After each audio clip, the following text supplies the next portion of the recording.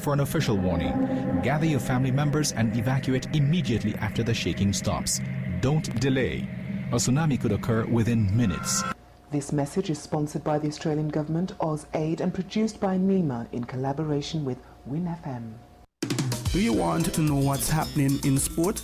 Tune in to On the Ball, a weekly tour show which is on WINN FM 98.9 every Tuesday from 7 to 9 p.m. with me, your host, Troy Bif Mills. We will keep you on the ball with our variety of guests and, of course, your calls, discussing the facts and the stats and sharing your opinions. Get on the ball and stay on the ball by tuning into On the Ball with Troy Bif Mills on WINN FM 98.9 every Tuesday night from 7 to 9 p.m. and also on Facebook and YouTube. Be on the ball.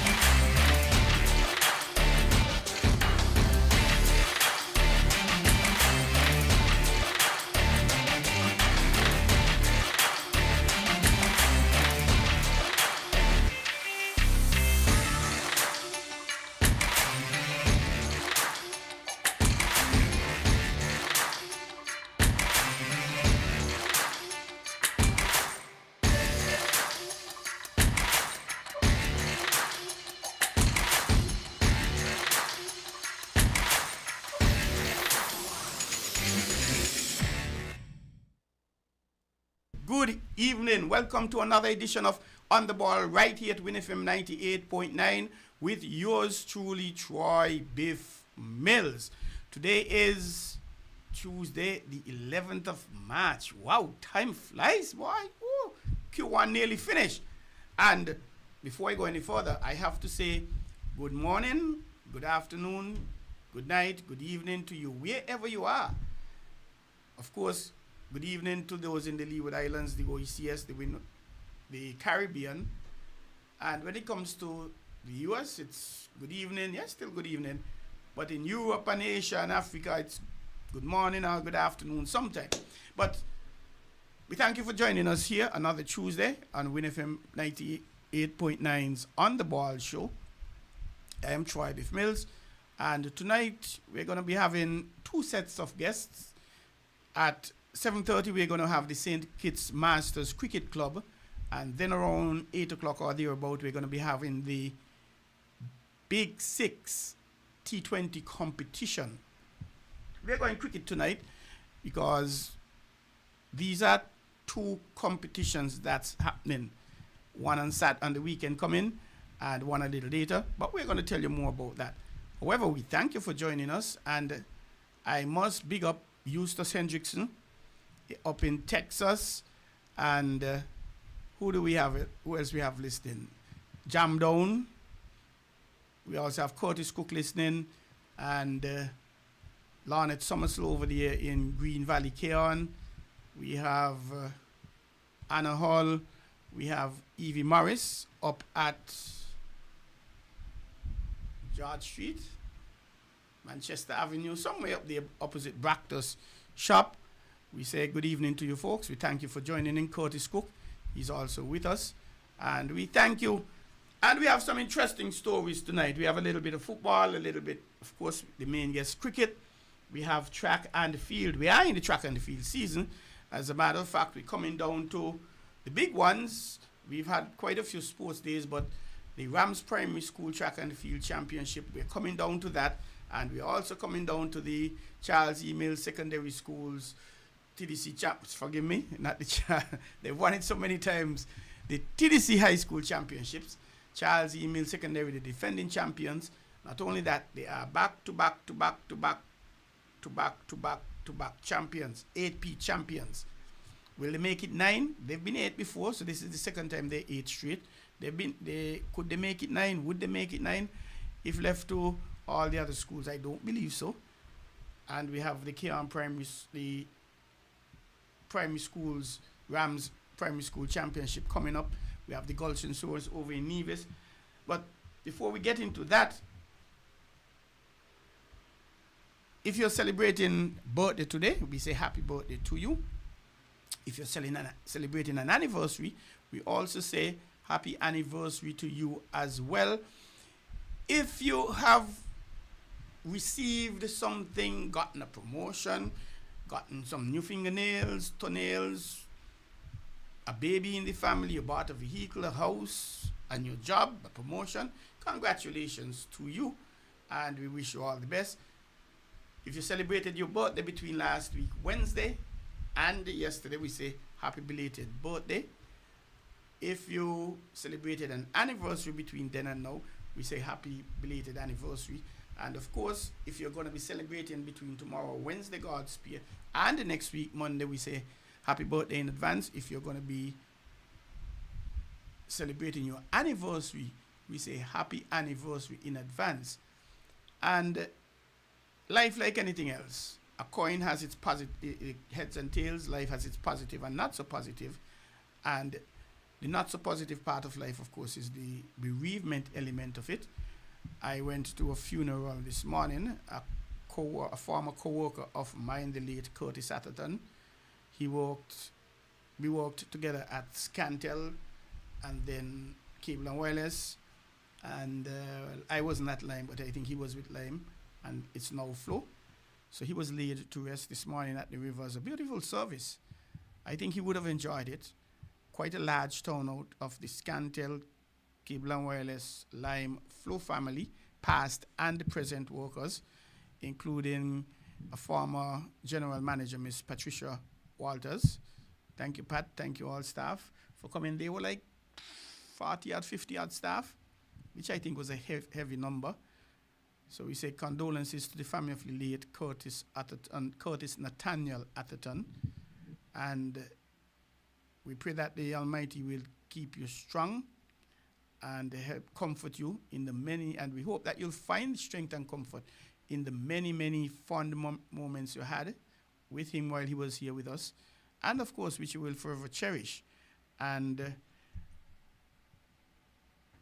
we have lost another staff in the person of Miss Joy, the late Miss Joy Mills, sister to Dawn Mills, and that was sudden as well, and she will be laid to rest this coming Saturday at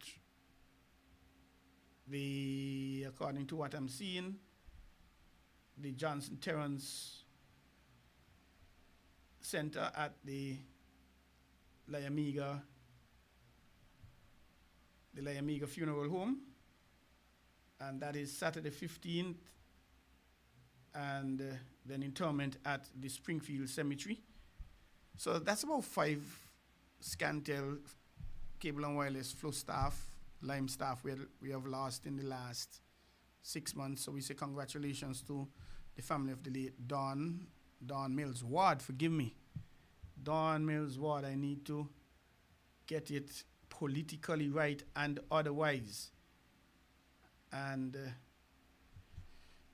may I be strong, find comfort in the very many times. I shared some good times with her, both at Cable and Wireless, both at Scantel and Flow. And she was into karaoke. She had a lovely voice. So we're going to miss her, and I'm suspecting the karaoke persons are going to do something. But nonetheless, we get into the program, and what are we going to get off with? Wavell Hines. He has been elected as the president of the West Indies Players Association, and that actually happened right here in St. Kitts. When the ladies were playing the tournament, it was held at the Marriott on Sunday the 22nd February, and according to an article in the Gleaner out of Jamaica, the West Indies Players Association, they gotta fix that, or WIPA, held its annual general meeting, and let me fix up this a bit, held its annual general meeting, or the AGM, on Sunday 22nd February at St. Kitts Marriott, right here in St. Kitts, where the membership re-elected the entire executive team and appointed its second female director. Wavell Hines will serve his 7th consecutive term as WIPA president. The AGM coincided with the Women's Super 50 Cup, which recently completed here in St. Kitts, enabling participating players to attend and gain deeper insights into the association's activities and achievements over the past year. The membership unanimously re-elected the incumbent leadership team, everybody, Tutmun and Bagai, for another term which will run until 2027. Hines, who has been at the helm of WIPA since 2011, so we're talking he's there for 14 years so far, was re-elected unopposed for his 7th consecutive term. He will continue to lead alongside Vice President Nixon McLean, Honorary Secretary Wayne Lewis, Assistant Secretary Liam Sebastian, and these are all former West Indies players, and Treasurer Wrigley Jacobs. Additionally, Rashada Williams, that is the Jamaican captain and wicketkeeper, and she played in the recent competition here. She was appointed as the association's 2nd non-elected director, joining Shakira Selman on the board. Shakira, of course, a former West Indies player from Barbados, and we say congratulations to them. And we're going to join a clip right now with Wavell Hines being interviewed by the media. And that clip is coming up. And let us go to the clip. Some truly world-class athletes. I know it's a condensed program. For us personally, track cycling, it's going to have some of the best riders in the world, Olympic champions, world champions competing. So, well, it was a huge honour to receive the Commonwealth baton from the King, to be the first baton holder, and to pass it on and just to kick the relay off. 500 days to go to the Commonwealth Games in Glasgow, and as a proud Scot, it's great that the Commonwealth Games are back in Scotland next year. We'll have some truly world-class athletes. I know it's a condensed programme. For us personally, track cycling, it's going to have some of the best riders in the world, Olympic champions, world champions competing. So It's always a great battle between Scotland, England, Wales, and the Aussies are traditionally strong, but New Zealand and Canada as well. And in cycling, it's an incredibly strong games. This is a landmark moment in the preparations for Glasgow 2026. I think what we have there is actually the King's Baton Relay, which we would want to share with you. So we have to just cue up the Wavell Hines audio clip. So you'll be able to hear Wavell Hines being interviewed. So I'm waiting for my technicians to... From being re-elected for a 7th term as president of the West Indies Players Association, Wavell Hines has set his sights on improving the contractual arrangements for regional players in the domestic franchise leagues.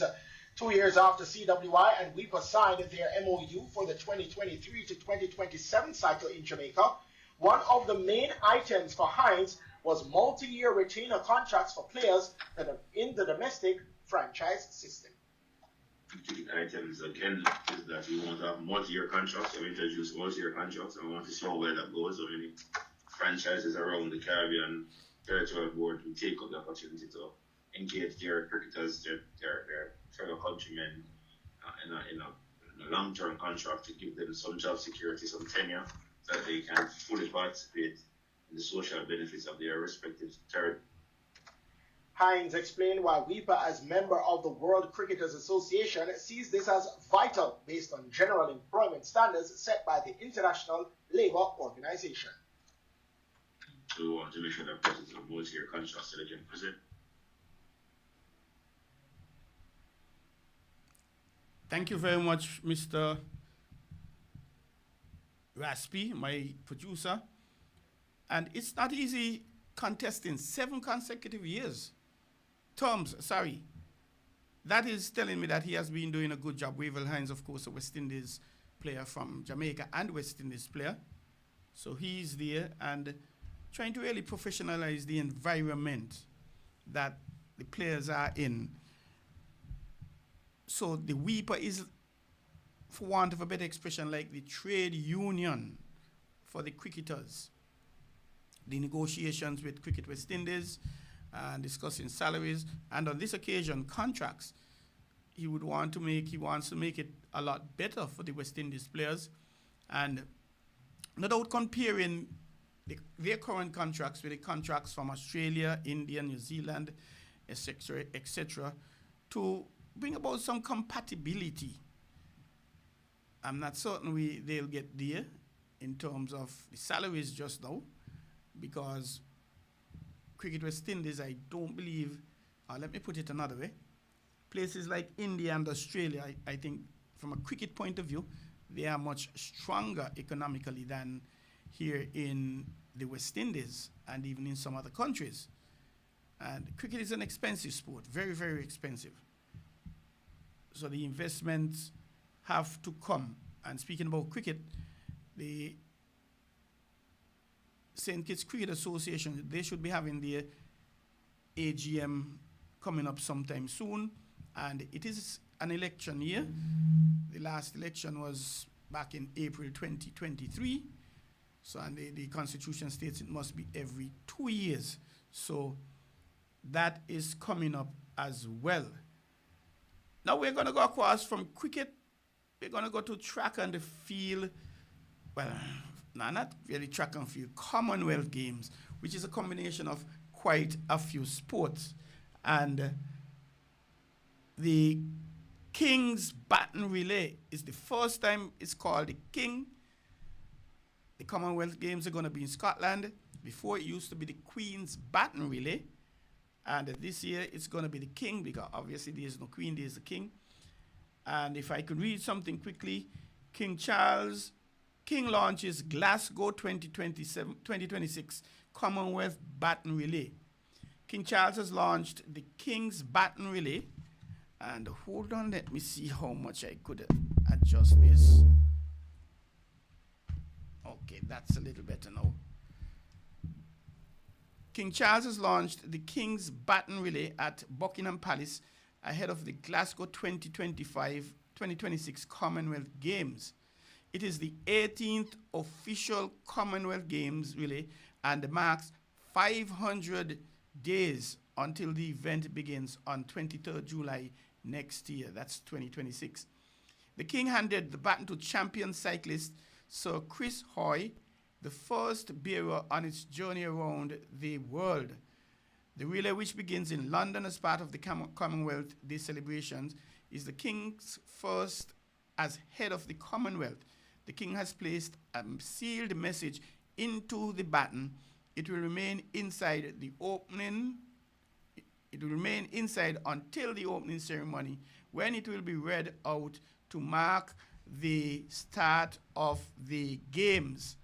The baton was created by Scottish designer Tim Norman at his workshop in Glasgow, and uses a piece of ash cut from a tree in the city.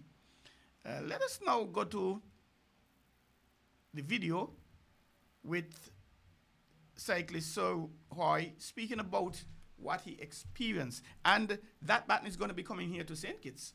It's going to be here on the 17th to the 21st or thereabout. And the St. Kitts and Nevis Olympic Committee, they are the ones responsible for managing the affairs and the baton. So let's go to that video and hear what Sir Hoy says.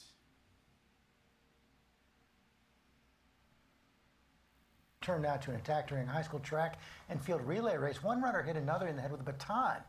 Janae Norman here with the story. Good morning, Janae. Hey, George, this is a crazy video that you have to see. It's that unimaginable. again, sorry, ladies and gentlemen, that is still a clip that's coming up. We're going to get the clip for you shortly. And it is about that one. That's an interesting clip that we're going to be playing. The one with the track and field and it does have in the word baton, because there was a baton event, but that's not the baton we are speaking about on this occasion. That's a different baton, and we're going to have that queued up for you, so you'll be able to get the audio of Sir Hoy. And while we're waiting, you're listening to On The Ball here at WINN FM 98.9. I'm Troy Bif Mills, your host, and I thank you very much for joining us. And I encourage you to come on board and sponsor it in whatever size, way, fashion that you may want. You can sponsor the entire program. You can choose to sponsor the first Tuesday or the second or third or the first hour. Whatever you want, we can work that out for you. All you have to do is call 466-9856. Well, it was a huge honour to receive the Commonwealth baton and from the King. We're going to be able to fix it for you. So let's now go to and that to pass it on and just audio. Kick the relay off. 500 days to go to the Commonwealth Games in Glasgow. And as a proud Scot, it's great that the Commonwealth Games are back in Scotland next year. We'll have some truly world-class athletes. I know it's a condensed programme for us personally, holder and to pass it on and just to. Well, it was a huge honour to receive the Commonwealth baton from the King, to be the first baton holder and to pass it on and just to kick the relay off. 500 days to go to the Commonwealth Games in Glasgow. And as a proud Scot, it's great that the Commonwealth Games are back in Scotland next year. We'll have some truly world-class athletes. I know it's a condensed programme. For us personally, track cycling, it's going to have some of the best riders in the world, Olympic champions, world champions competing. So it's always a great battle between Scotland, England, Wales and the Aussies are traditionally strong, but New Zealand and Canada as well. And in cycling, it's an incredibly strong games. This is a landmark moment in the preparations for Glasgow 2026. We're delighted that the city is hosting the Commonwealth Games, and the start of the King's Baton, really the first King's Baton really, is an exciting moment which will create such a launch pad for the Games. Clearly excitement is growing about the Commonwealth Games to be delivered in 2026, and this is a huge moment to advance that journey.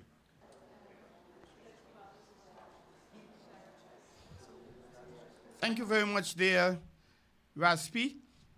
And that was Sir Hoy speaking about his experience. And something like this is really something awfully tremendous.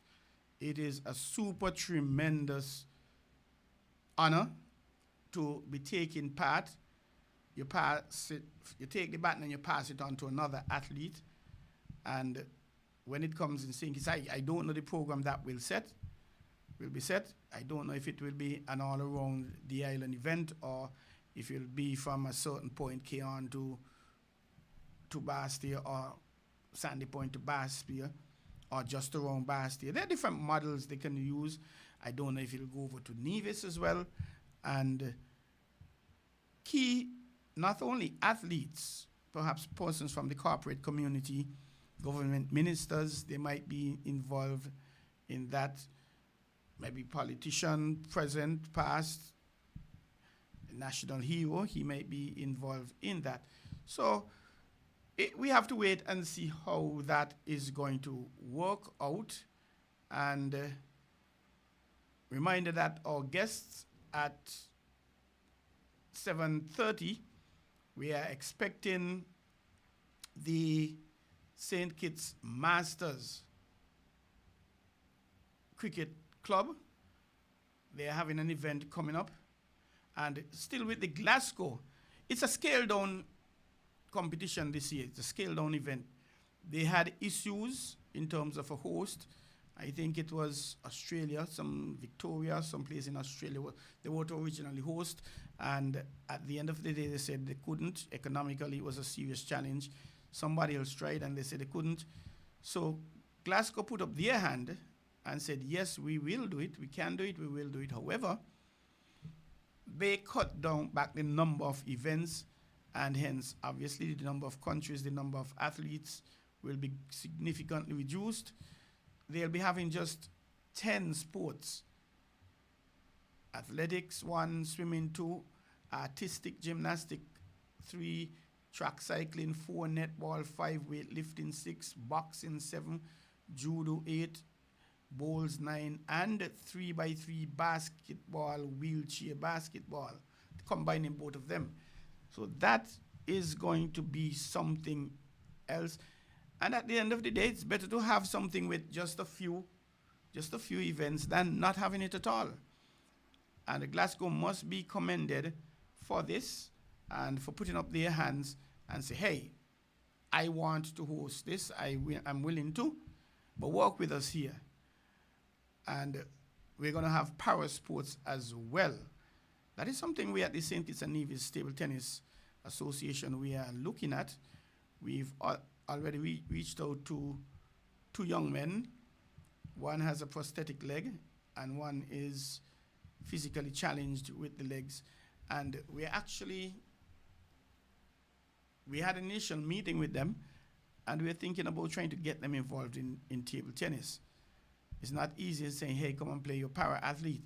We will have to have them classified, and they'll have to go to a licensing classifying center, be it down in Brazil, be it up in the USA, Canada, where they'll examine them, put them through some tests, and then classify them according to what they find. Because you don't want somebody, for example, how should I put this? Let me put it another way. You want the competition to be somewhat fair between the athletes. No athlete having a tremendous advantage over another because of any physical impairment or otherwise. So they must be classified. But you're listening to WINN FM 98.9. I think it's a good time for us to take a break. And I'm asking you to stick and stay. Don't go away. We will be back.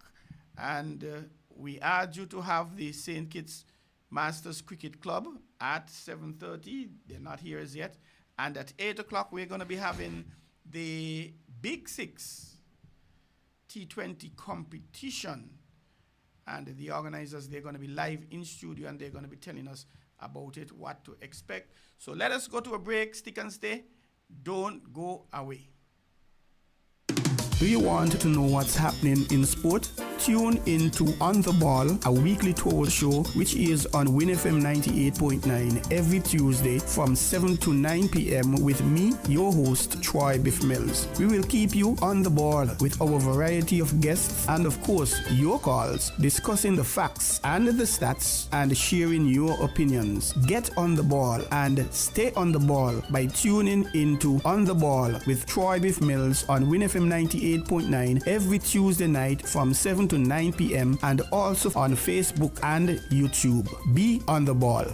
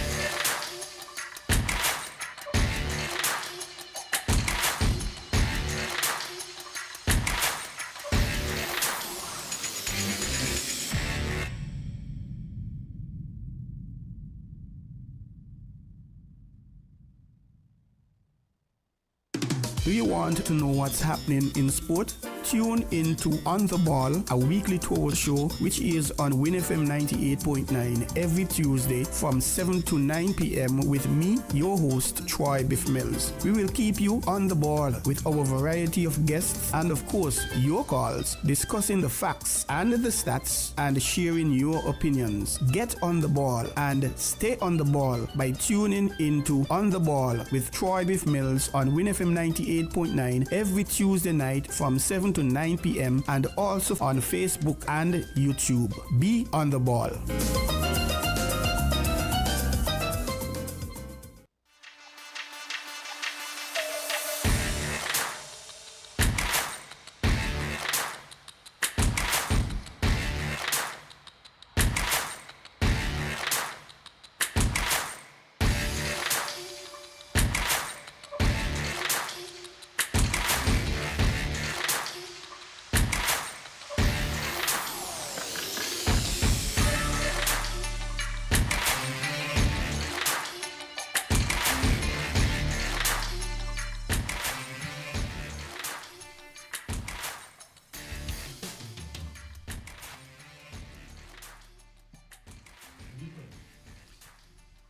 Thank you, and welcome back. Thank you for holding. Welcome back to On the Ball here to WINN FM 98.9 with yours truly, Troy Bif Mills. And we have to jiggle and juggle a bit. We have to somewhat change up the batting order or differ place, so to speak. Our guest at 7:30 guest, running a little late, will be here a little later. We have to wait and see what time we could actually get it. And we're still going to have our Big Six T20 guests here at 8 p.m. However, so we have to actually discuss some other things. And when it comes to sports, we have the world to talk about. But let's jump into football on the local scene here. The St. Kitts and Nevis Football Association. Boy, all kind of things happening here, boy. Tuesday, 11th March. That's today in the Division 1. The game is just about to conclude. I haven't been able to get any scores as yet. Connery Fireballs International versus Trans Global Engineering Bay Eagles. That match started at 6 p.m. And if we look at some facts and figures, Connery Fireballs, they are in the number 9 slot. All the teams in the first division, they have played 2 matches so far. Connery Fireball International, they've lost both their matches, and they have scored 1 goal, given up 8, so they have a goal difference of 8. Bay, on the other hand, they are leading the table. Trans Global Engineering Bay Eagles, or TGE Bay, they've won their 2 matches they've played, and they've scored heavily. They've given a team an 8-0 and a 3-0. They have 11, a goal difference of plus 11. So they are on 6 points. That match is at 6 p.m. Oh, it started at 6 p.m. So now what we're going to be having coming up at 8 p.m. in the doubleheader. And that match will be Skellig Garden Hotspurs versus the Unicomer, the Cable Village Galaxy at 8 p.m. And still Tuesday, 11th March, Warner Park. Skellig Garden Hotspurs, they were relegated from the Premier League last year by virtue of them coming 9 out of 10. The bottom 2 teams were automatically relegated, and the top 2 teams in first division were automatically promoted. And Unicomer, the Cable Galaxy Village. For those of you who wonder where these guys come from, which galaxy, this is a rebranding of South Stars, Trafalgar South Stars. They were also relegated because they were 10th last in the Premiership. So these 2 teams came down automatically. So they are going to be coming up against each other. Skellig Garden Hotspurs, they are actually sitting in the 4th position, winning 1 match, drawing 1. They have 4 points, a goal difference of plus 7. They've scored 8, given up 1. And the Village Galaxy, they've lost the 2 matches they've played so far. They have a goal difference of 0. That means 6 goals were scored on them, and they scored 6. So that should be an interesting match. The 6th Village Galaxy without a point. So we will have to wait and see how that one works out. And Newtown United, Honda Newtown United, they were also relegated from the Premiership. However, theirs was a case of a playoff. The number 8 team in the Premier League plays the number 3 team in the first division, and the winner stays up or goes up to the Premier Division, and the loser stays down or comes down. And it was a case where Mantab defeated Newtown, so Mantab went up to the Premiership and Newtown came down. The thing about Newtown too, that was the last team that would have been relegated from the first division to the Premier, and they went up like decades ago, back in the 80s sometimes, and they've been enjoying it up there. However, they've not been having the best of runs for the past few seasons, so they are down and they're going on bad. They're in second place. They've trounced the team 11-0. 11-0. That's a lot of goals, yeah. And one 11-0 and 2 8s have scored. Trans Global Engineering, the Eagles, they've given Lodge 307 Lodge, 607 Lodge Construction Patriots and 8-0. And speaking about that, if we look quickly at some results in the Premiership, Friday, 7th March at Warner Park, Azul Keon Rockets, they are in fine form. They defeated Rams Village Superstars 1-0. They took them in the eye, as we say colloquially. 1-0 scored in the 48th minute by Devontae Carty, and that was the end of that. Now, this one, perhaps the upset of the season so far, SL Horsford St. Paul's United coming up against Jones Group Sandy Point. 1-1 half time. 2-1 Sandy Point up in the 46th minute. Kimber Lawrence coming back and equalizing in the 68th minute. Tandre Rose stepping up and scoring for Sandy Point to give them their full 3 points in the 69th minute. And Jones Group of Companies, they had lost both matches before, and they actually stopped the beating on this occasion because having lost 2 matches, and perhaps everybody felt these were 3 easy points for St. Paul's. But football is played on the day. Football is played on the field. The ball is round. The field is rectangular. Football is played for 90 minutes. Tropical Blossoms, Hot Springs Bath United, they have been having mixed fortunes. They went down 2-0 to Sol. Forgive me, I didn't call the goal scorers. Elzandai Warner, he started things for Sandy Point in the 10th minute with a penalty kick. Colanje Clark, he returned the others in the 18th minute, scoring from the penalty mark. Deacon Liddy coming back from the halftime, the 46th minute. And this halftime thing, I would like to be a fly on the wall for what these coaches will be telling them. Because most times than many, it works. So far, about 4 or 5 times this season, we've seen team coming back and within the first 3 minutes of the second half scoring. And teams that had leadership in the first half coming back and tightening up. And in the 46th minute, a minute into the second half, Deacon Liddy of Sandy Point gave them the lead. Kimber Lawrence came back and equalized in the 68th minute. And as soon as he said whip, Sandy Point said whap.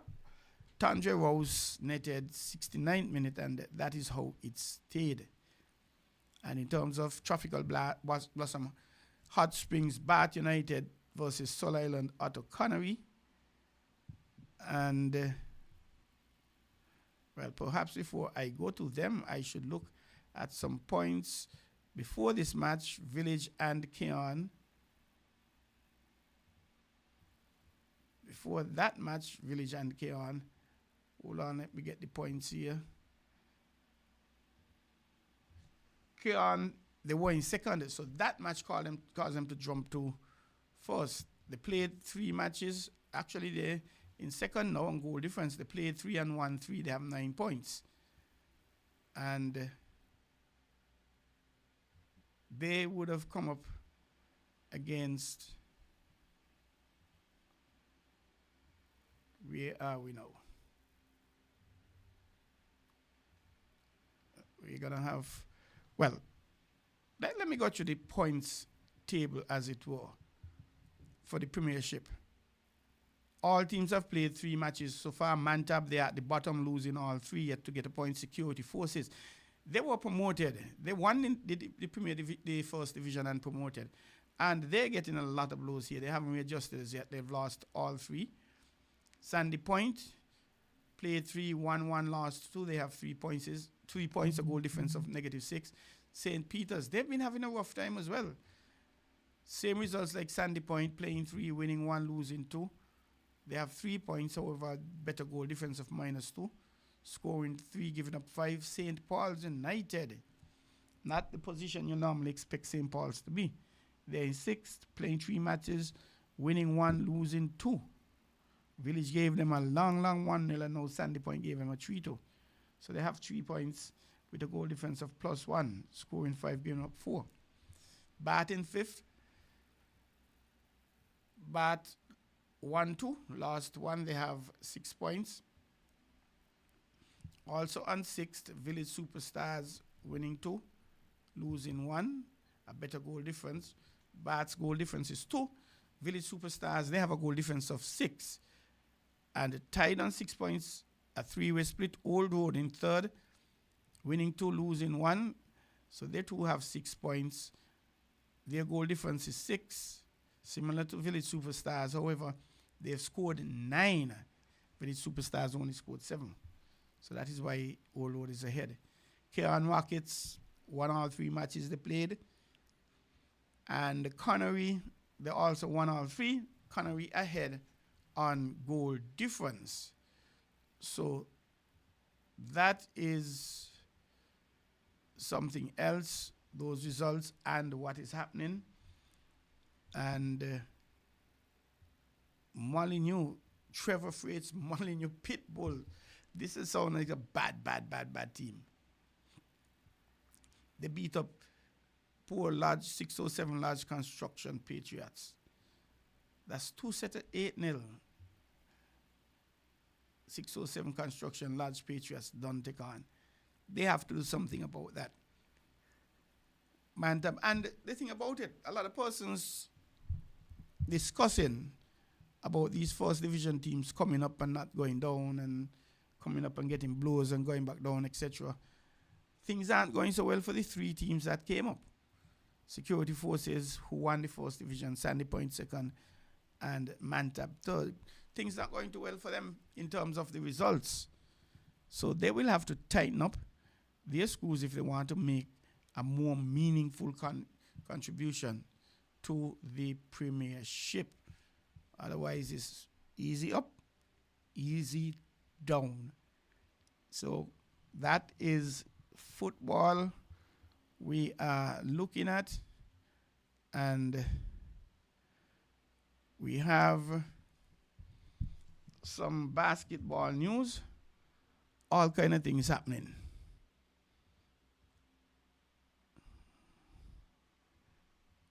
And we're going to be having some, well, let's look at the points tables first, actually. For the St. Kitts and Nevis Amateur Basketball Association's Junior League.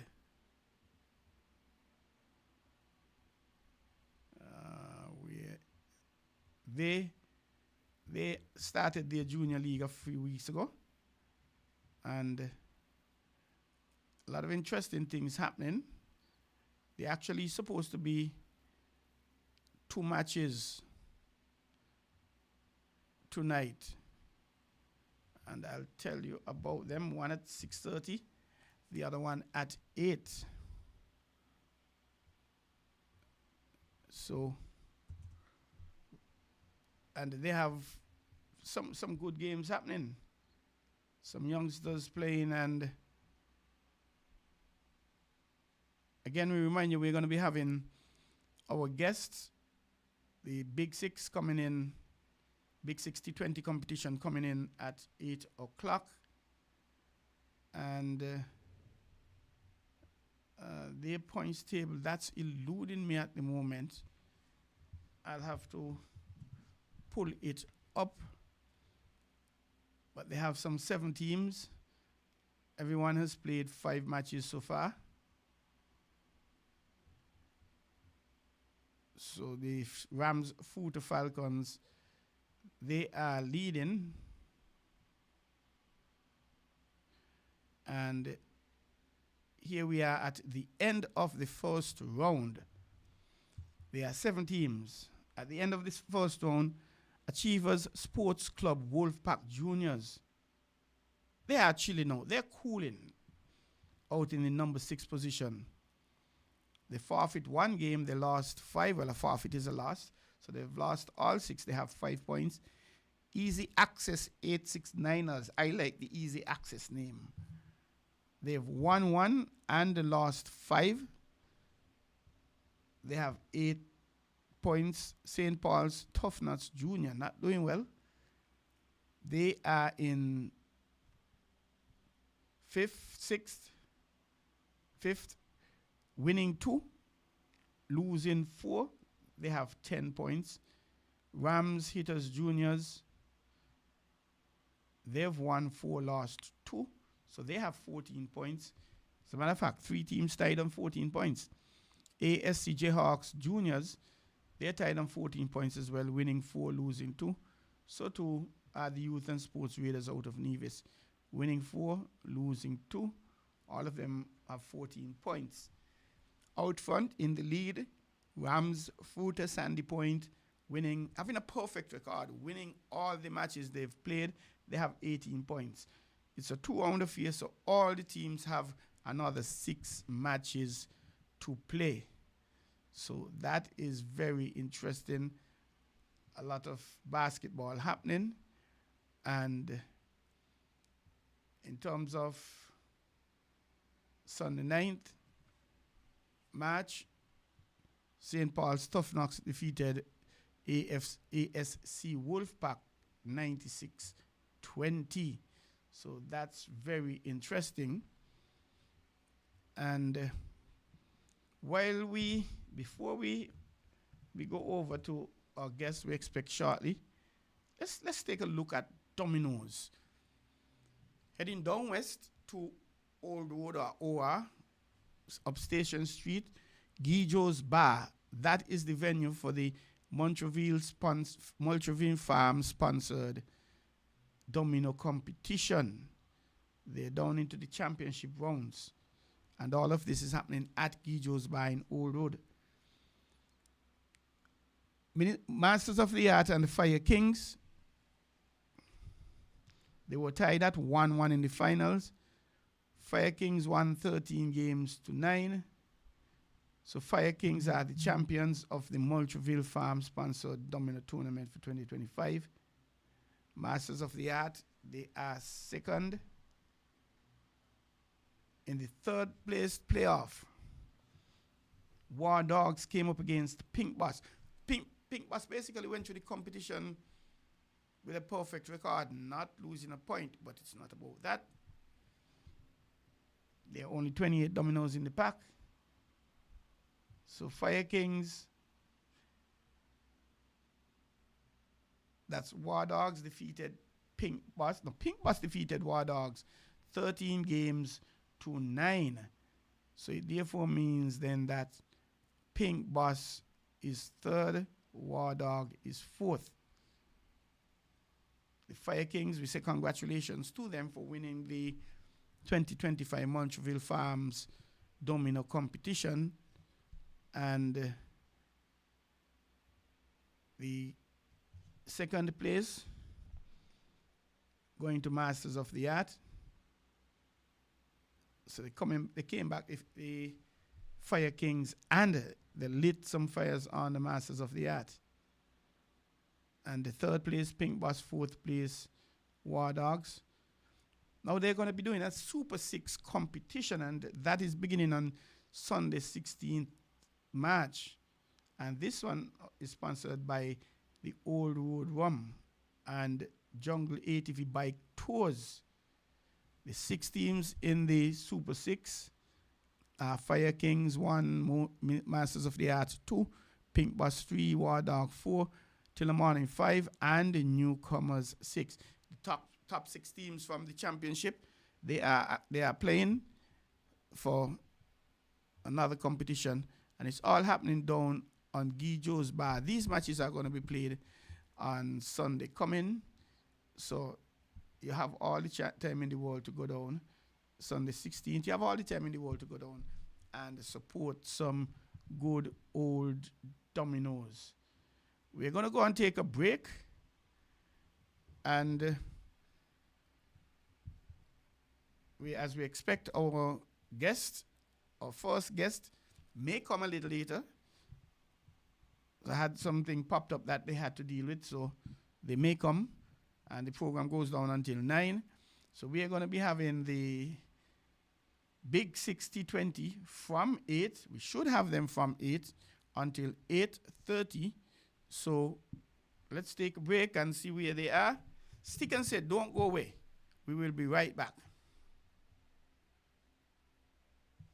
Happening in sport, tune into On the Ball, a weekly tour show which is on WINN FM 98.9 every Tuesday from 7 to 9 p.m. with me, your host, Troy Bif Mills. We will keep you on the ball with our variety of guests and, of course, your calls, discussing the facts and the stats and sharing your opinions. Get on the ball and stay on the ball by tuning into On the Ball with Troy Bif Mills on WINN FM 98.9 every Tuesday night from 7 to 9 p.m. and also on Facebook and YouTube. Be on the ball. Voices has a new time. Starting Friday, January 24, tune in from 10 to 12 on Mondays, Wednesdays, and Fridays for Voices right after Island Tea on WINN FM. Money Matters with Dr. Terrence Martin moves to Monday afternoons from 1 to 2 p.m. Inside the News on Saturday mornings, now 10 to 12 noon. Tune in to WINN FM 98.9. Log on to winmediaskn.com and our YouTube, Facebook, and Twitch pages. And let's go. Keep up with the news on our website and by following our WINN Media SKN channel on WhatsApp. Message your comments or call WINN FM at 466-0989, 662-0989, or call our U.S. numbers from anywhere, 718-285-6984, 305-921-4619, and call our sales office at 466-9586. Voices, now 10 to 12 a.m. Mondays, Wednesdays, and Fridays. Money Matters, 1 to 2 p.m. Monday afternoon. And Inside the News, Saturdays, 10 to 12 noon on WINN FM 98.9.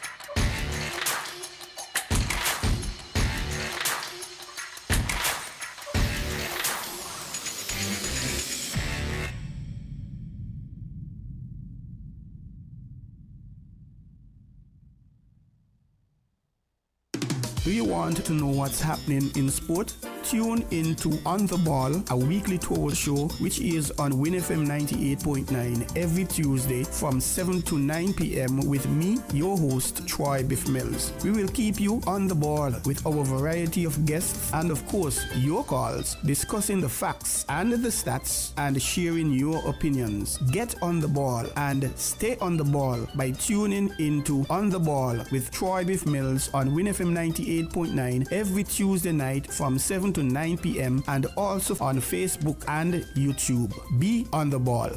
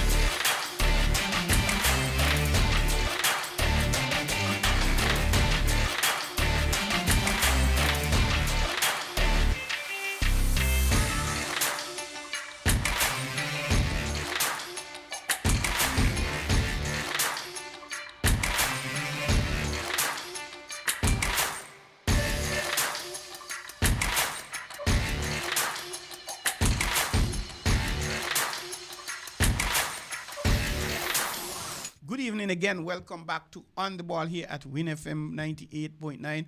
On the Ball heard every Tuesday night from 7 to 9 p.m. on WINN FM 98.9 with yours truly, Troy Bif Mills, as the host. And I do thank you for joining us and being a part of the program.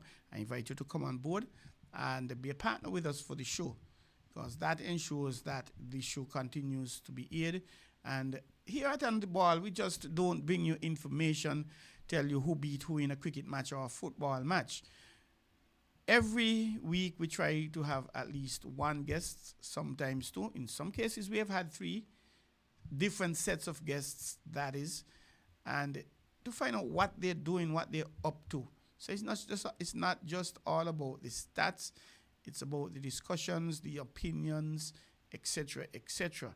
And tonight we have with us in studio a gentleman, as we tell him good evening and invite him to tell us about himself. Good evening, sir. Welcome to On the Ball here at WINN FM 98.9. Good evening to all. My name is Rashid Eddy, national cricketer of St. Kitts. Hail from the town of Sandy Point. You, in terms of cricket, you played cricket for a short while somewhere overseas. You want to tell us a bit about that? Yeah, I had my first experience in England between last year, April to October. So, it's good to be back home. That's England, but I think you didn't you play in, was it South Africa some years ago? Yeah, I would have spent a year in South Africa playing. Went to a school, a cricket school, academy. And while there, I would have played cricket for the entire season throughout the year. So how was it in South Africa compared to that in England? I know different temperatures and climates and things like that. In terms of like temperature, facilities, England was pretty much like colder throughout the year. But even I think the winter season in South Africa was worse than the entire cold weather in England. Yeah, the winter season is really, really bad in South Africa. In terms of the cricket, different conditions. South Africa, would have had, more sun throughout the season as well, as opposed to in England, is more or less wet. So, yeah, pitch conditions were also different as well. So, but other than that, the seasons were really good. But okay, well, we move on to what we are here for mainly. Big Six T20 competition. What is the Big Six T20 competition? How did it come about?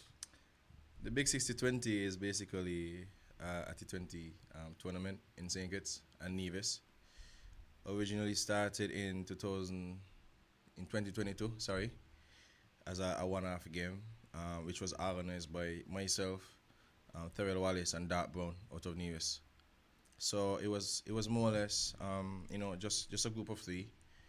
Thurell and Dark basically formed a sports management team, which is called the Wally Sports Management, which is a really good initiative, because around here we don't necessarily have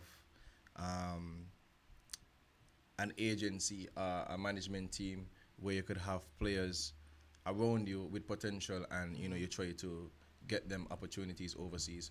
So, like I say, it's a great initiative by them that was formed. And so they more or less looked at a group of players within their system, and I would have round up a group of players down here. So if you want to call it a St. Kitts versus Nevis in a sense, and that's where it started. It started off as a one-half game in Warner Park, December 3rd, 2022, and then from there, we saw the need because a lot of players wanted to play, but there wasn't enough room for everybody. So we decided, okay, so this is what we're gonna do. We're gonna form 2 more teams, and then Ganesh came on board for Young Guns. And then we just didn't want to do 3 teams because, like I said, there were other players. So we decided to form another team with a mixture of St. Kitts and Nevis players. And then from there, that was the start of Big Six. Who are you mentioned Dark Brown and another youngster, apart from the 3 of you, do you have any other persons involved in the planning, the management of it? It's just Jerry Mayo Louis is a part of it as well. Okay. He's someone with a lot of experience, on and off the field. So, but this is the main, the 4 of us really and truly has been the main, and we have other people around, who give that sort of support and advice and everything. Any matches being played in Nevis as yet, or all in St. Kitts? So last year we didn't have any games. Sorry, 2023 we didn't have any games played in Nevis. The same thing this year, no games will be played in Nevis, but it's something that we're actually looking forward to for 2026. You're going to be having games in Nevis. In terms of the age range of your players, do you have any limitations? Is it you have to be over 20 or a 13-year-old or 15-year-old could play once they're capable? The main thing for us is the youth. And so it's not just about, having players who are over 20. We incorporate the youth because, the youth are the future. And there's what we see happening right now is that there's a core of players between 17 and 19. As we've seen in the past 2 years, St. Kitts and Nevis have produced a lot of players who have attended the Leeward Islands camps across the under 17, across the under 19. So what we decided, okay, so we're not restricting anyone. So there was a draft system where each player had to register, and then we did the draft. However, there must be a minimum of 2 under 19 players in the playing 11 for each game. In the 11? Yeah. Okay. So, some teams have in total five under 19 guys. Some team have 7. I think one of the team have up to 9. So which is good. It shows that the young players in St. Kitts and Nevis have that level of interest in the game and hunger and want to play the game. What about females? Do you incorporate any females? Do you have anything saying yes, females could play, or no, it's only males? So we haven't really looked at the females. I think because when you look at it, like currently right now in St. Kitts and Nevis, there are a few females. I know we've seen the Jazara Claxton. In fact, she would have reached out to me personally to ask me if it's possible for her to play. But the draft was already done. But I don't think when it comes to her, it's too late because she's at a level where she could actually compete between and mingle between the gents, and even right now I think she would have played 1 or 2 games in the SKCA cricket tournament for Sandy Point. Yeah. So it's not something that can't be done. I like that idea.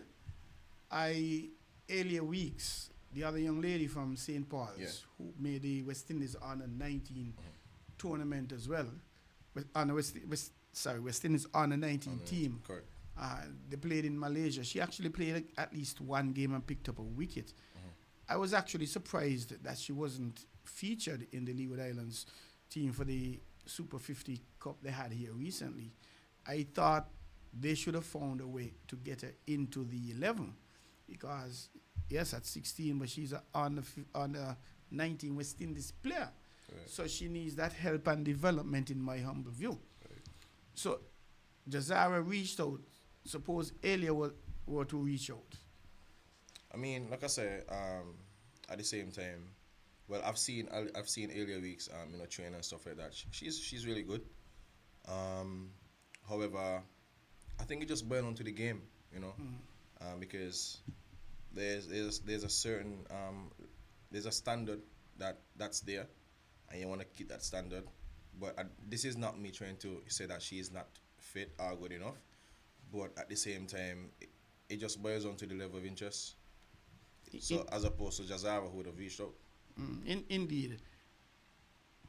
How many players you could register?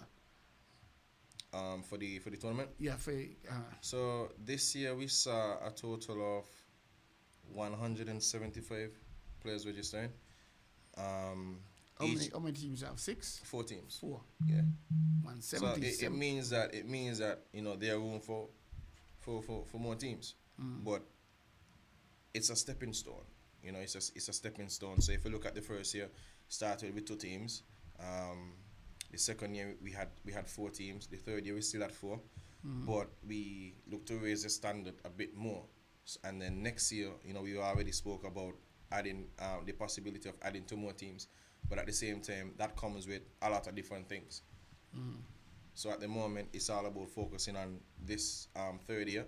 And then after that, we start planning big for the 4th season. You're listening to On The Ball here at WINN FM 98.9. And our guest live in studio is Mr. Rashid Eddy from the Big 6 cricket competition, one of the organizers, telling us about that competition, which is into its 3rd year. When are you thinking about starting the games? Where are you going to be playing? Are all the games going to be in Warner Park? Are they going to be day-night matches? Are they going to be some days, some nights? So actually, the tournament actually starts this weekend, this coming Saturday. Okay. We're going to see a doubleheader on Saturday, doubleheader on Sunday. This season will commence with the first game beginning at 3 p.m. this Saturday, City Sunrisers versus Young Guns. A very interesting game. And then the big clash. Don't get me wrong, all matches are big, Indeed. But I think the game that the fans, have been talking about a lot and looking forward to, especially those in Nevis. There's a lot of talks of from in Nevis, in terms of fans coming down to support the Wally Sports Management versus Maximum Strikers at 7 p.m. And then on Sunday, you have a doubleheader again. Wally Sports Management versus Young Guns at 2 p.m. And then Maximum Strikers versus City Sunrisers at 6 p.m. And then after that, there are 2 midweek matches. On Tuesday, you'll see, Tuesday 18th, you'll see Young Guns versus Maximum Strikers starting at 6:30 p.m. And then on Thursday 18th,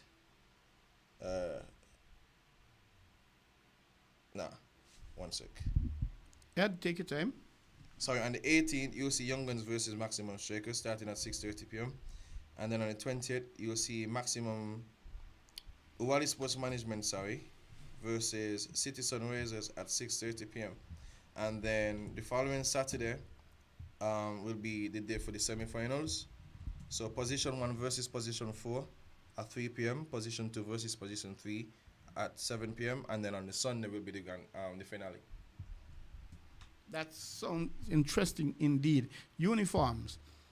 Clubs are responsible for their own uniforms. You're able to strike a deal with sponsors. How is it? So this year, so from the first year, there's been a lot more sponsors from year one to now. The first year we had Island Purified Water, who've been there for all the seasons and back on board again with us this year. We also had Marshalls and Mojitos for the first year. Last year we saw Island Purified Water coming back on board again with us. This year there are more sponsors on board, namely, so also Ministry of Sports has been on board with us, because the facility is the most important thing. Exactly. And it comes at a high cost, and they've been supporting us and rally with us, in terms of getting the tournament and the games going. So this year we've seen the Ministry of Sports, D&D Construction, El Dorado Rum, St. Kitts Tourism Authority, St. Kitts Cricket Association, Island Purified Water, Rick's Excavation and Trucking Services, Chebless Delights, Azul Printers. Got quite a large list of sponsors, which is a good thing. I like the fact that the corporate community coming on board. I believe the government needs to strike up some piece of legislation or whatever to say that when you as a corporate community, let's say you invest $1 million in sports in 2025, when it comes for your tax returns, you're getting 2 to 1. So the $1 million you invested for sports or culture or whatever, and now we're going to give you another $1 million. When you're going to pay your taxes, we exclude that $1 million. So if it's a case where it's going to be $10 million to be taxed because you did the $1 million, that's $2 million, only $8 million would be taxed. I kind of like that idea, and it could help with the development. The Windward Islands, they have a lottery system. I think them and Jamaica, they must give a certain percentage to the sponsor, in terms of sponsors, not especially national associations. Any big names you're hoping to have here? When I say big names, yes, we have some big names in St. Kitts like yourself, but are we thinking about getting members from regional team, international team? Well, like you say, I believe that each and every player is big enough. They are big players. But on the regional side, we've had Mbiki Joseph out of Trinidad being selected to play for the Maximum Strikers. Uwe Lowe out of South Africa who will be coming in on Saturday to play the evening game.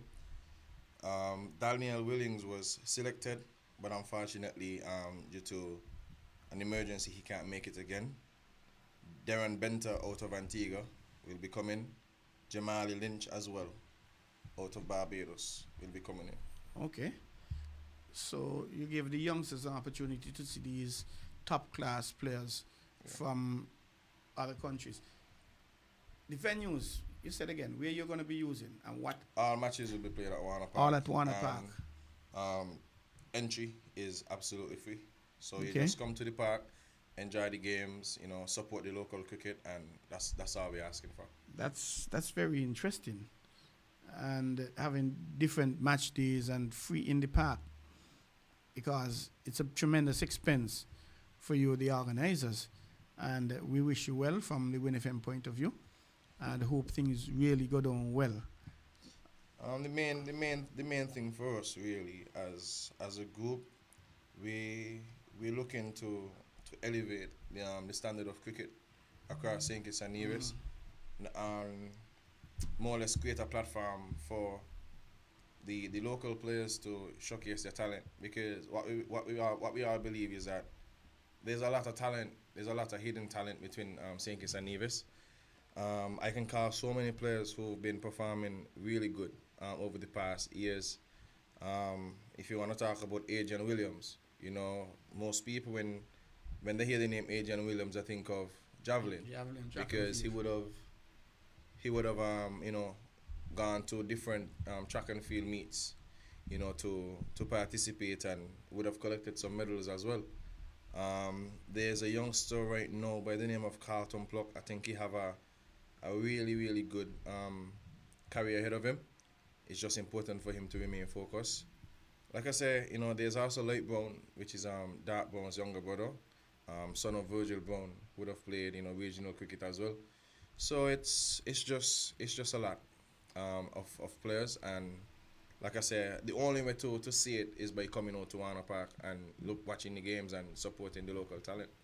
The umpires, are they on board with you? Are you bringing in foreign umpires, or are you using just local umpires? All umpires are local based. Okay. And that's for the St. Kitts Cricket Umpires Association. Correct.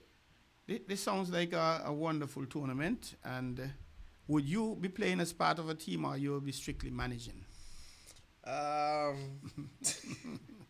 Haven't said it yet. I just might jump in for a game or two. But if I don't play any games in the prelim, I can't play in the semi-finals, and hopefully, if the team make it to the final. But I was selected to play for Maximum Strikers. Okay. Yeah. And you're coming off of 90-something, I think it is? 80. 80? Yeah. 80 in the 40-over competition. Yeah. You were man of the match. You went on about 80 off of some small little bit of balls. 80 off of 41. Yeah, so it is suggesting that you're in some degree of form. And Maximum Strikers would want to maximize on your striking for them. Well, I mean, like I said, as long as the opportunity presents itself, I'm looking forward to, showcasing my talent as well. But like I say, it's all about the cricket, the cricket across St. Kitts and Nevis. But how would this fit in with the Cricket Association's 40-over league that is currently happening? Well, there's been a number of meetings, over the past 2 months. And what will happen is the SKCA 40-over tournament will go on pause to accommodate the Big Six. So matches that were scheduled to play this weekend and next weekend will pause, and then they will play afterwards. So which means that overall there's more cricket, and I think that is what we need in St. Kitts and Nevis. Bearing in mind we're getting 2 first-class matches back here, rounds 6 and 7. Correct. For the West Indies Championship. We're talking the 2nd of April. We're having a game here at Warner Park. Leeward Islands versus Guyana. 2nd to the 5th of April, round 6. Yeah. And then again, round 7, Leewards versus Barbados. That's going to be a day-night match at Warner Park. Correct. So your competition would have been completed by that time. Correct. In fact, the tournament has been postponed on twice before. Originally, it was supposed to be between December. It was supposed to be held in December first. When you had it the year before, I think. Yeah. So the idea about it was to have it to be a Carnival Cup. Okay. To bring some sort of excitement to around the sport. Building it around Carnival. That's an excellent idea. I like it. Unfortunately, we couldn't do it because of the West Indies Bangladesh series that was here, and then the original slot that we had in February we had to push it back to accommodate the first class game that was here with Leeward Islands and Trinidad. Okay. So like I said, after a number of meetings, we've been the SKCA, and they've been working a lot. They've been working with us in terms of trying to fit this in, because there's still a number of leagues to come after the 40. So we're happy that we were able to fit in this. You never know, we just might, if the opportunity presents itself for us to have it again in December, then we do that. But for now, this is where we are, and we're just looking to have a successful tournament. The prizes. What are the players' teams? What are the various prizes you have? So at the moment, first, persons will be asking if there's a winning prize. Of course. So this committee is more or less building something from nothing. When we get to a point where we can have like a big grand prize, we will get there. We'll get there. But at the moment, what we are doing this year is each man of the match would be getting a small token along with a bottle of rum, complemented by El Dorado Rum, who is on board with us.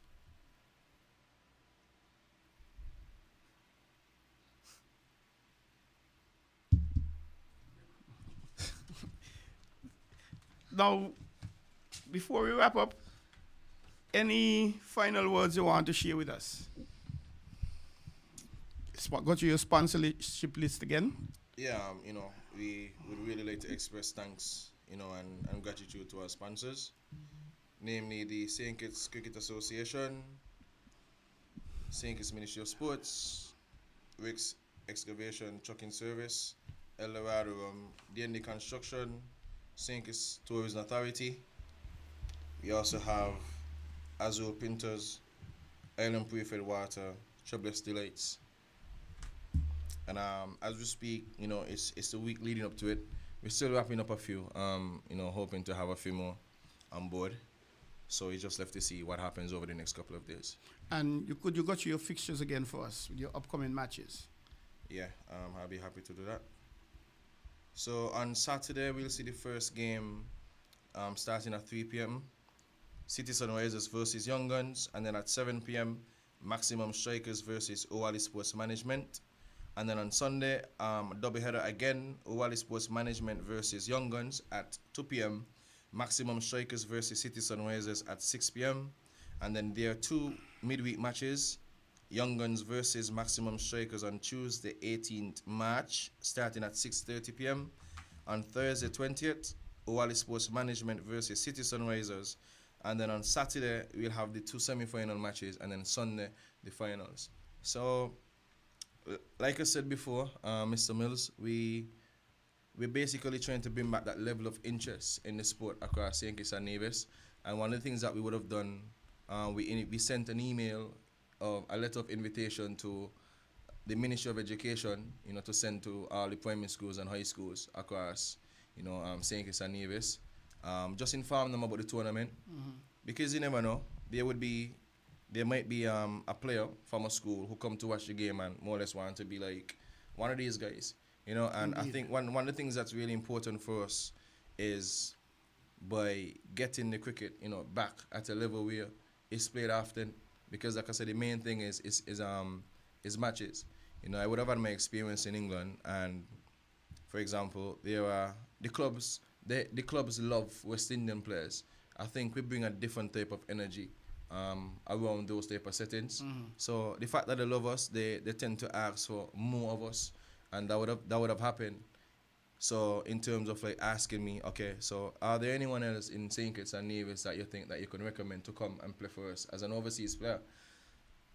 And I'm like, yeah, there's a lot of players I could think of, But when we struggle to get stats, that prevent us from getting opportunities overseas. So I think it's a good thing for the SKCA to, have some cricket being played, especially the long format, the 40 overs.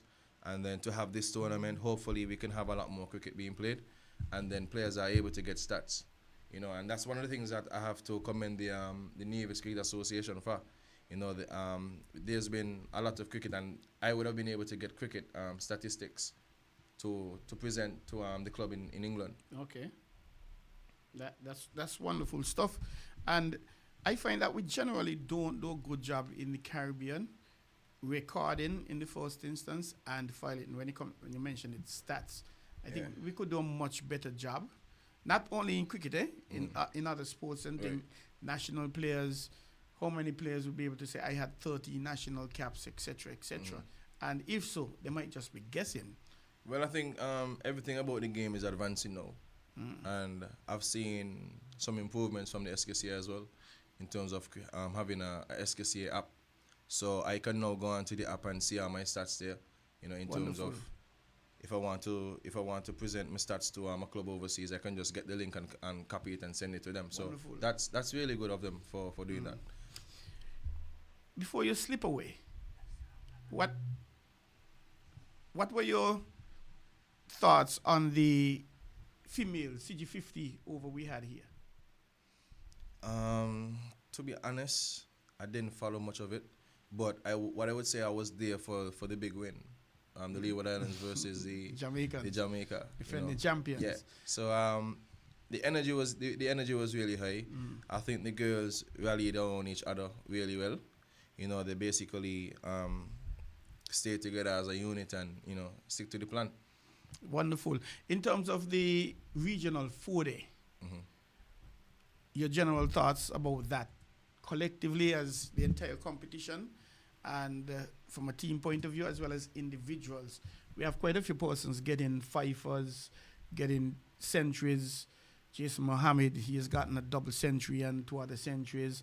The wicketkeeper, the Silva from Trinidad and Tobago, he was dropped for the 2 games in Pakistan, and Timlan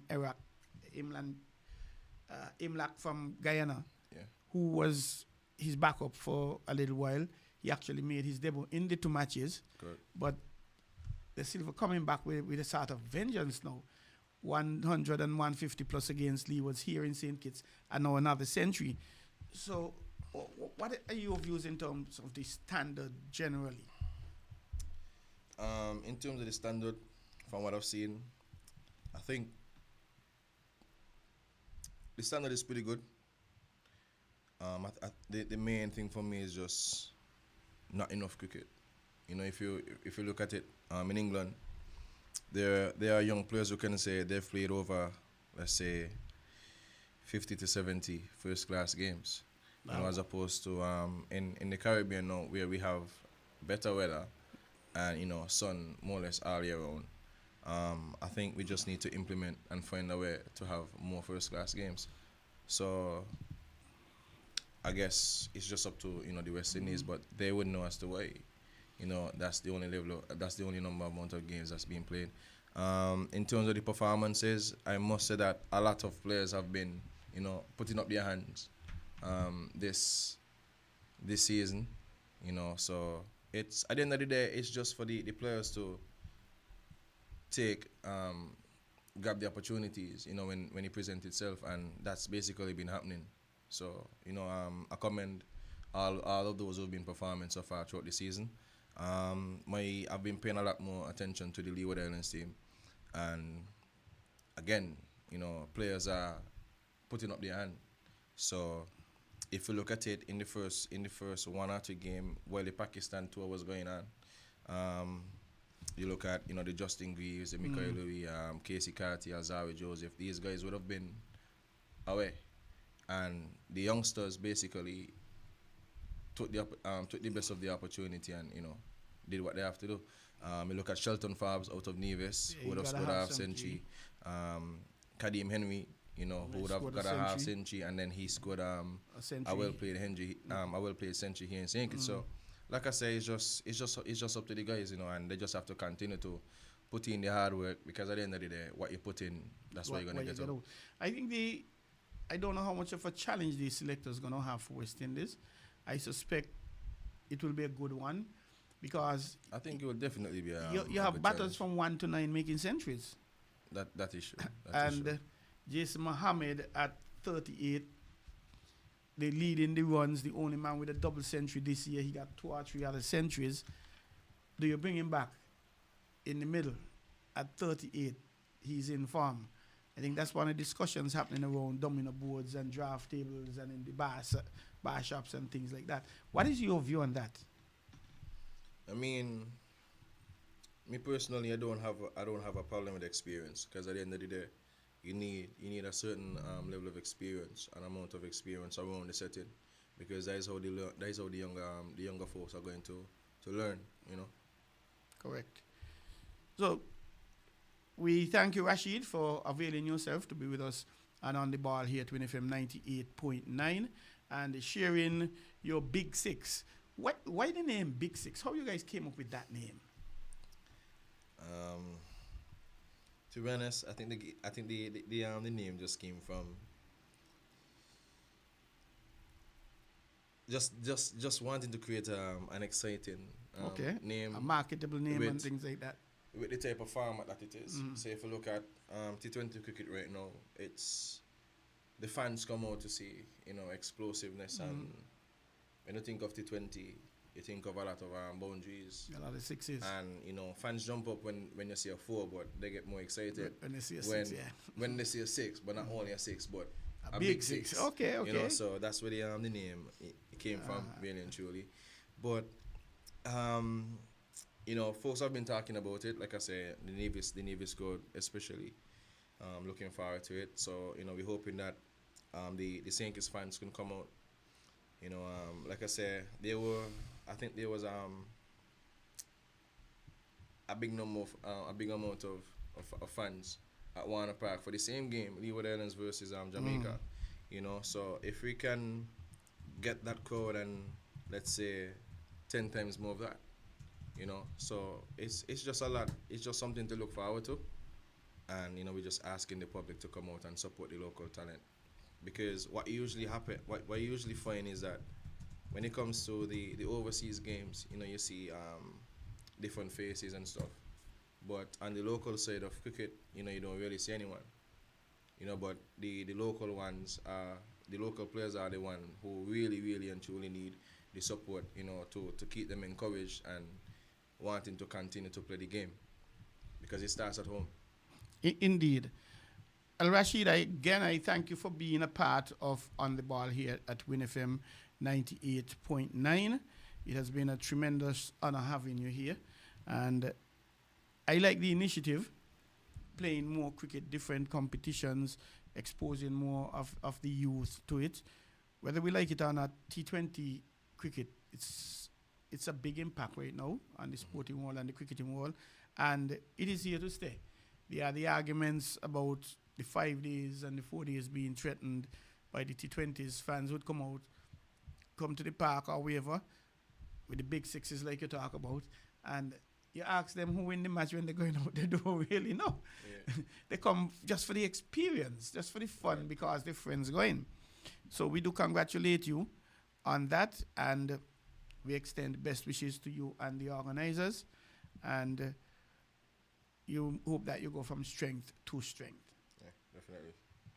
You've been listening to Mr. Rashid Eddy, one of the committee members for the Big Six T20 competition that kicks off here in St. Kitts on the weekend. There are 4 teams going to be playing, and it's a T20 competition, double header Saturday, double header Sunday, and also games in the week.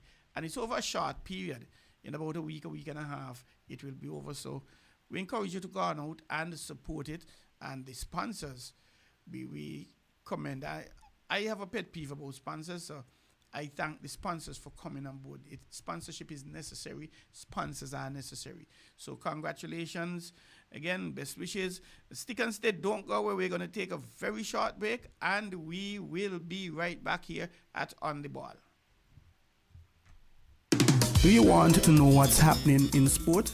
Tune in to On the Ball, a weekly tour show which is on WINN FM 98.9 every Tuesday from 7 to 9 p.m. with me, your host, Troy Bif Mills. We will keep you on the ball with our variety of guests and, of course, your calls, discussing the facts and the stats and sharing your opinions. Get on the ball and stay on the ball by tuning into On the Ball with Troy Bif Mills on WINN FM 98.9 every Tuesday night from 7 to 9 p.m. and also on Facebook and YouTube. Be on the ball.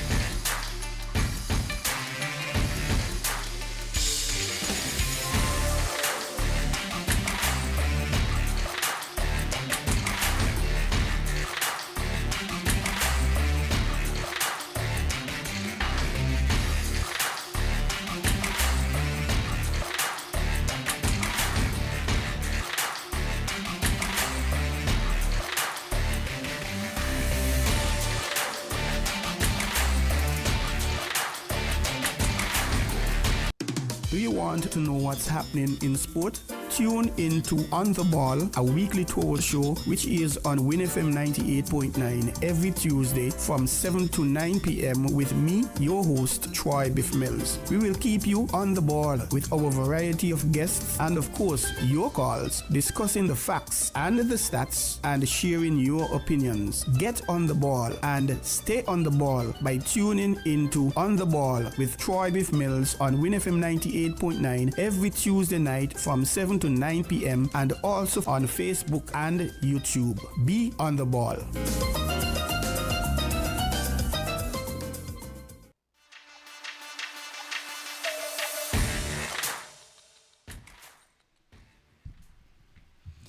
Welcome back to On the Ball here at WINN FM 98.9. We're on the last leg, as people would say, last lap to San Fernando. But we have to remind you about the King's Baton Relay. And it is kicking off in the Caribbean, which is a big thing. It is kicking off in the Caribbean. It drops down in Trinidad and Tobago. They will be having it, Trinidad and Tobago, they will be having it from Tuesday the 11th March. So it's actually dropped. It's already in the Caribbean. It dropped in Trinidad and Tobago Tuesday 11th March. That's today. It will go on until Sunday 16th. It will then travel to Sweet Sugar City and Queen City, St. Kitts and Nevis. And it's going to be here from Monday the 17th March to Saturday 22nd March. From here, it goes on to St. Lucia, Sunday 23rd March to Friday 28th March. It drops in Barbados from Saturday 29th March to Thursday 3rd April.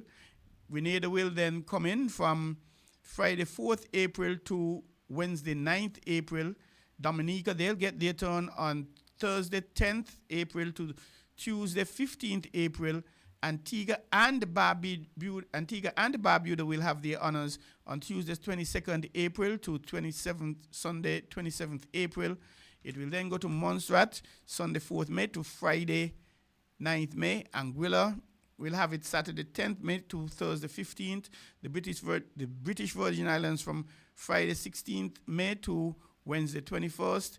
Jamaica will see it on Thursday 22nd May to Tuesday 27th May. The Cayman Islands, they will be a part of it from Wednesday 28th May to Monday June 2nd. Turks and Caicos, they will have it Tuesday June 3rd to Sunday 8th June. And St. Vincent and the Grenadines will have it rounding up the leg on Monday 9th June to Saturday 14th. The relay then moves to Africa from 15th June to 24th October. It will then go over to Asia on 25th October to 21st December. Oceania, they will be part of the action from 2nd January to 26th March. The Americas, they will have theirs from 27th March to 6th May. And Europe from 8th May to 23rd July. That is the outline for the baton relay. And again, there are only going to be just 10 sporting items in terms of the Commonwealth. It is a scale down. It's better to have a little bit rather than not have any. And that is what Glasgow, they said. We're going to have a little bit, and better to do that rather than not have any. But quickly before we run off, let us take a look at the upcoming matches in Cricket West Indies' regional 4-day competition. Round 5 will be happening. The Guyana Harpy Eagles, the defending champions, they are leading the table. They have, all teams have played 4 matches, obviously, because the round 4 has been completed. Guyana Harpy Eagles, they have won 3 matches and there was 1 drawn match. They have 81.2 points. They will be coming up against the Windward Islands Volcanoes, who are 5th with 42 points from 1 win, 2 losses, 1 drawn match. Jamaica, West Indies Academy, and forgive me, that match is in Providence, Guyana. West Indies Academy, they are cooling out in the bottom of the table. They are 8th. They've lost 3 of their matches with 1 drawn match. They have 19.8 points. They are coming up against the Jamaican Scorpions, who are 6th with 1 victory, 3 losses. They have 35.6 points. That game at the Coolidge Cricket Ground in Antigua. The Leeward Island Hurricanes, they are currently 4th with 54.4 points, having won 2 matches, lost one, and they had a 1 drawn game. They are in 4th. They are coming up against combined campuses and colleges, and that combined campuses are 3Cs. They are 7th, losing 3 of their matches and having 1 drawn game. That match is going to be at the Sir Vivian Richards Stadium in Antigua, and it is a day-night match. So this is starting 1 p.m. The other matches, all other matches are starting at 10 a.m. And the final match in round 5, the Barbados Pride. They are 3rd with 73 points from 3 victories and 1 loss. They will be engaging the 2nd place Trinidad and Tobago Red Force, who are 2nd with just 4.0 points more than Barbados. Trinidad and Tobago, they won 3 and they had 1 drawn match. That match is at the Kensington Oval in Barbados. So a lot of cricket going to be happening. So teams need to go. People need to go on out. We're encouraging you to go on out and look at the matches. Quickly in track and field, on Wednesday 12th, that's tomorrow, God Spear, Maud Cross Preparatory School, they will be having their sports day, as we call it, their track meet. That's happening at the Nevis Athletic Stadium at 12 p.m. And Carifta Trials, wow, Carifta Trials already, boy. Saturday the 15th March 2025, Carifta Trials will be happening at the Nevis Athletic Stadium. Yes, we know some athletes have made the Carifta standards already therein, but others are trying to get it. So the Carifta Trials will be held for St. Kitts and Nevis on Saturday 15th March at the Nevis Athletic Stadium. Virtuals High School, that's a biggie.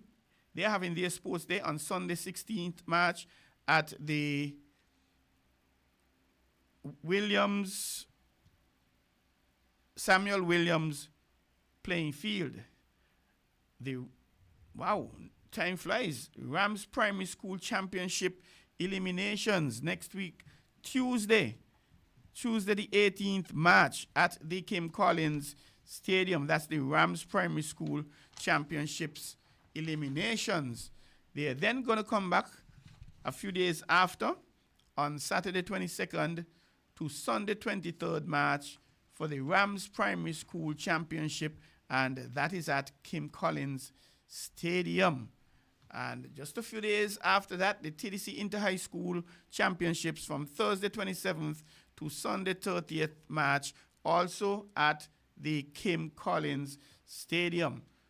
And, wow, time flies, boy. Golf Insurance Primary School Championships, that will be happening at the Nevis Athletic Stadium on Wednesday, 2nd March. And, of course, this Golf Insurance Primary School Championship is tagged as the Mini Olympics. Normally, there's a public half day in Nevis for this. I am not certain if it will be given. I haven't heard anything as yet. We'll have to wait and see. The Carifta Games, they're happening down in Trinidad and Tobago from Saturday 19th April to Monday 21st. And Monday 21st, that is Easter Monday. Friday 18th is Good Friday. And round off the athletic calendar from what we have, Sunday 4th May at the Kim Collins Stadium, the Sports Department, St. Kitts and the Nevis Primary School Challenge. So the athletes getting a lot of time to be on the track. And of course, we have football. No matches are coming up until the weekend. And we currently have the basketball going as well in the St. Kitts and the Nevis Amateur Basketball Association's Junior League. Quite a bit of that happening. So they already completed round 1. There are 7 teams. All of them played 6 matches so far. So they are going to be rounding up things and heading Sandy Point Futa Falcons. They are having a perfect record so far.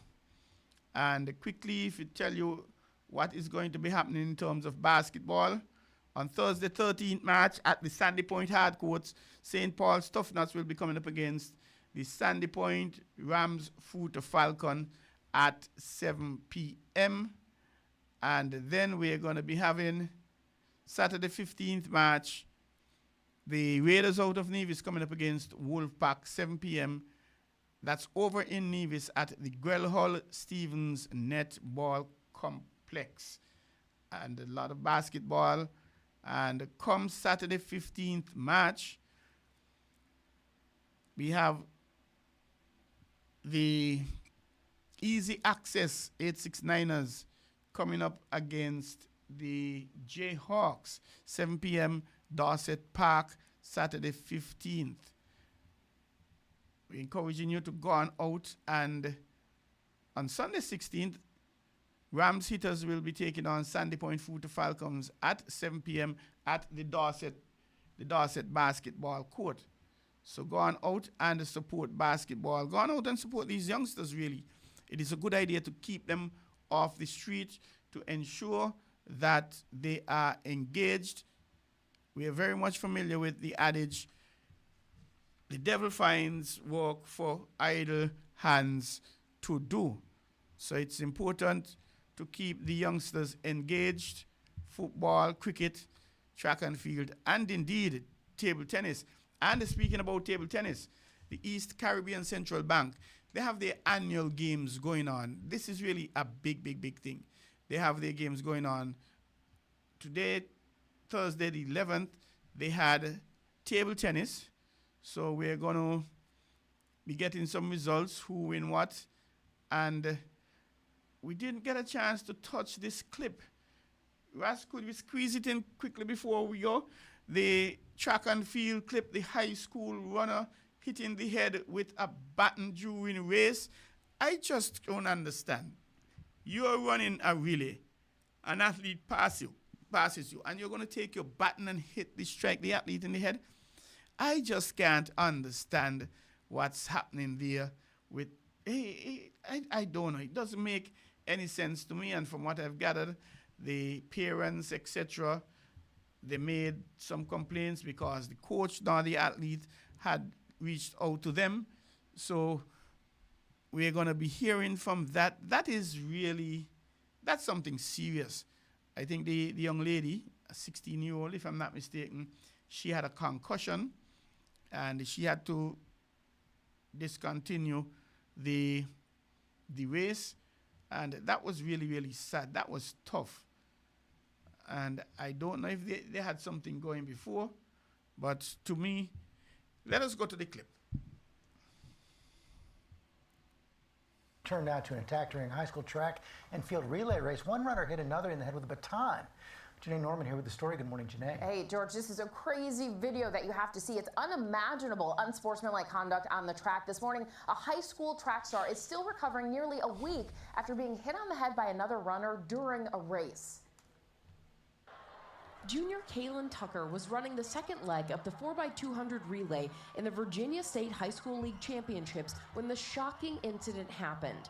That's when she hit me with the baton. Watch again as you see the two sprinters running side by side as they round the corner with Kaylin on the outside, Kaylin's mother cheering her on. Just as Kaylin is passing the other runner, the athlete swings her baton, striking Kaylin. I just felt a bang on my head and then I fell off the track immediately. Kaylin dropping her baton and reaching for her head. The whole Coliseum pretty much gasped. I just jumped up out of the bleachers immediately and ran to her on the main floor. The 16-year-old was later diagnosed with a concussion. The family says neither the athlete who struck Kaylin nor the other team's coaches checked on Kaylin or reached out afterwards. To see that they kept running and she not stop and check on my daughter, that was the part where I was like, it couldn't have been an accident. The other runner, who attends IC Norcom High School, has not been named. Kaylin's parents say Norcom's athletic director and the girl's father apologized in a phone call, but they're still waiting for the opposing athlete and her coaches to reach out. We definitely want the coaches and a personal apology from the actual athlete as well, because it's only right. The Virginia High School League saying in a statement, "We thoroughly review every instance like this," adding, "The VHSL membership has always made it a priority to provide student athletes with a safe environment for competition." Meanwhile, Kaylin's parents say that they're still waiting to see what disciplinary actions will be taken against the other athlete before deciding their next steps. In the meantime, guys, because Kaylin's been recovering for a week, they're hoping that she can finally return to school today. Because she's been out recovering. Yeah, exactly. Yeah. Thank you very much, Raspi. A most unfortunate situation. I am not too certain that it is being handled in a most expeditious manner. And I really like to get into that athlete's head to find out what caused her to hit this other athlete with a baton. You're running a race and you, let her have it. I don't know, but I hope some justice is being done. Because that is something that is very ugly.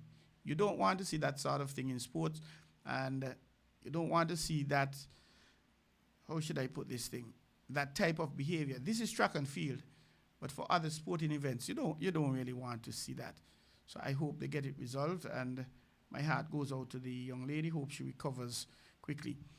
Ladies and gentlemen, we've come to the end of the program. I thank you for being with us here on WINN FM 98.9 for another edition of On the Ball. I encourage you to be back with us next week, Tuesday, the 18th, when we'll do it all over again from 7 to 9 a.m. on the ball. And we really appreciate you being with us. You can call me, give me a call, send me a WhatsApp, 668-2055. Make your recommendations. Don't be afraid to critique the show. Ways you think that we could improve it, ways you think that we will help to make you have a more enjoyable, a much better experience looking at On the Ball. And please send your comments, like I said, to 668-2055. And obviously, if you're not in the Federation of St. Kitts and the Nevis, you have to prefix that with 869. It was indeed my pleasure bringing the program to you tonight. I thank you for tuning in, and We encourage you to have a wonderful night. Be patient on the road, otherwise you could end up a patient in the hospital, or it could be much worse than that. Please be vigilant. No drinking and driving, no driving and drinking. Please be most vigilant when you are driving. Look out for other vehicles, spectators, cyclists, etc., etc., etc. Respect the red lights. Anyway, we thank you again, and tune in next week. And as I slip away, always be positive in your thoughts, in your words, and your actions. Thank you for listening. Thank you for viewing. Have a wonderful night.